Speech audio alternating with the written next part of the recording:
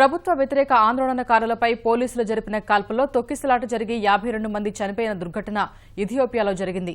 తమ ప్రాంతంలో ప్రజాస్వామ్యం కరువైందంటూ ఒరోమియా రాష్ట్రం బిషోఫ్టు పట్టణంలో ప్రభుత్వానికి వ్యతిరేకంగా ఆందోళనకారులు నిరసన ప్రదర్శన చేశారు. పట్టణంలో జరిగే సంప్రదాయ వేడుకల్లో పాల్గొనేందుకు దాదాపు 2 లక్షల మంది తరలిరాగా అందులో కొందరు నిరసనకారులు పోలీసులపైకి రాళ్లు, నీళ్ల సీసాలు విసిరారు. వారిని చెదరగొట్టడానికి పోలీసులు బాష్పాయువు గోళాలు, రబ్బరు బుల్లెట్లు ప్రయోగించారు. వాటిని తప్పించుకునే ప్రయత్నంలో తొక్కిసలాట జరిగి 52 మంది చనిపోయారు. చాలా మంది ఆసుపత్రిలో చికిత్స పొందుతున్నారు. వారిలో కొందరి పరిస్థితి విషమంగా ఉందని ఆసుపత్రి వర్గాలు తెలిపాయి.